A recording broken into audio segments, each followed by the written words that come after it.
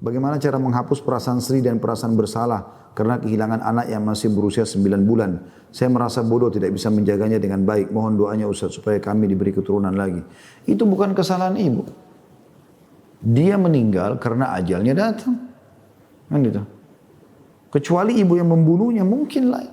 Anak diambil pisau tusuk kan tidak mungkin itu kan. Saya tidak masuk akal kalau ada seorang ibu lakukan itu. Tapi kalau ibu cuma mungkin merasa bersalah saja, mungkin anak ini seharusnya diurus, itu waswas syaitan. Anak itu bukan punya ibu, itu punya Allah Subhanahu wa taala. Apa ibu punya andil dengan satu helai rambutnya dia? Kan tidak. Dia lahir laki-laki, perempuan, sempurna, cacat. Udah kita cuma tinggal tahu kita status saja orang tua. Saya dan semua laki-laki cuma punya sperma, semua wanita dan istri saya juga cuma punya sel telur. Jadi kita cuma bisa melakukan hubungan biologis. Allah mau jadikan hamil, enggak. Allah lahirkan anak perempuan kah, anak laki-laki kah, matanya biru, matanya coklat, kita enggak punya pilihan. Saya punya pengalaman Bu ya. Pernah satu kali anak saya sakit, alhamdulillah Allah sudah sembuhkan. Masya Allah, semoga Allah jaga terus dalam kesehatan. Waktu dia sakit, saya kebetulan pulang dari pengajian, istri saya bilang, ini anak kok tadi ngomong, Umi, disebut namanya anak ini ya, saya nggak usah sebut nama anak saya, mau pergi dulu ya. Tiba-tiba istri saya ini pikirannya kemana-mana gitu. Kayaknya lagi sakit dan lagi dalam proses perawatan dokter gitu kan.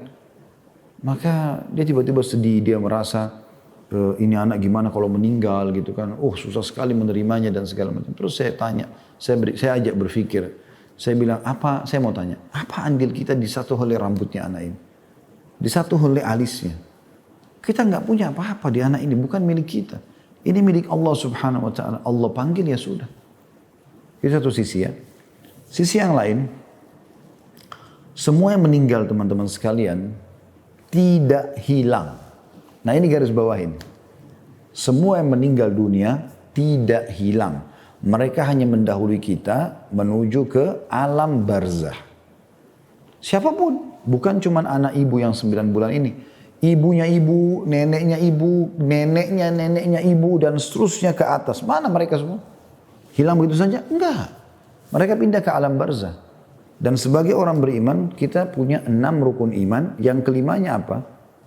Nah, coba ibu di rumah yang bertanya ini, renungi. Yang kelima apa? Beriman kepada hari kiamat. Satu paket tuh, kematian, terus masuk kuburan alam barzah, terus hari kebangkitan, hari kiamat dihisab, lalu surga dan neraka. Itu satu paket. Semua orang akan begini. Dan di akhirat nanti, kita akan ketemu sebagaimana kita ketemu di dunia. Hanya saja, ini sering saya ingatkan di pengajian saya teman-teman sekalian, renungi baik-baik, kita harus tiketnya sama. Karena di akhirat sana, hanya ada surga atau neraka, nggak ada tempat yang lain. Dan pasti kita akan ketemu. Allah mengatakan dalam surah At-Tur, A'udzu billahi minasyaitonir rajim walladzina amanu wattaba'athum dzurriyyatuhum biimanin alhaqna bihim dzurriyyatahum ma alatnahum min amalin min syai'. Kullun imrin bima kasaba rahin. Artinya dan orang-orang beriman yang diikuti juga dengan keturunan mereka beriman sama-sama tiketnya, gitu kan? Maka kami akan susulkan anak-anak mereka dengan mereka dan kami tidak akan menyia-nyiakan sedikit pun dari amal-amal mereka. Jadi nggak ada yang hilang, kita akan ketemu. Bahkan berita gembiranya apa kata Nabi SAW? Tidak ada seseorang yang meninggal bayi atau meninggal sangat tua. Ada yang meninggal baru 9 bulan begini atau ada yang meninggal umur 100 tahun. Kecuali akan dibangkitkan umur 33 tahun. Nanti ibu ketemu sama anaknya yang 9 bulan ini, itu 33 tahun. Saya juga pernah mengalami seperti ibu. Berapa kali keguguran kami alami dalam rumah tangga kami. Alhamdulillah. Kita sabar dan menerima itu. Ada yang sudah 4 bulan, ada yang belum 4 bulan keguguran. Ada yang sudah lahir, meninggal. Alhamdulillah ala kulli hal. Kita terima sebagai, saya urus jenazahnya. Saya sendiri yang urus, saya yang kafan, ya, waktu itu saya urus jenazahnya. Dikafankan, kemudian saya yang gendong sendiri, saya masukkan ke liang lahat. Depan mata saya. Tapi saya tahu secara teori, anak ini akan menjadi penolong bagi saya nanti di akhirat. Ya, ini nanti poin ketiganya ya. Poin kedua tadi dia tidak hilang ya. Jadi nanti ini anak akan masuk ke poin ketiga yang akan saya jelaskan, yaitu dia akan jadi penolong karena Nabi SAW mengatakan nanti pada hari kiamat akan terdengar suara gemuruh di depan surga. Dan Allah bertanya kepada para malaikat, padahal dan Allah lebih tahu suara apa itu sebagai pencipta. Hanya Allah tanya malaikatnya. Ya. Mengatakan suara apa itu? Mereka mengatakan suara anak-anak muslim yang mereka minta agar orang tua mereka dimasukkan ke dalam surga bersama mereka. Maka kata Allah SWT, masukkan orang tua mereka bersama mereka di surga. Juga Nabi Muhammad SAW, ini penghiburan buat ibu ya, karena ibu di sini minta bagaimana menghilangkan kesedihan. Jadi selain nanti anak ini memang tidak hilang, dia akan dibangkitkan besar, dewasa 33 tahun, apalagi meninggal belum balik, berarti sudah dijamin masuk surga gitu kan.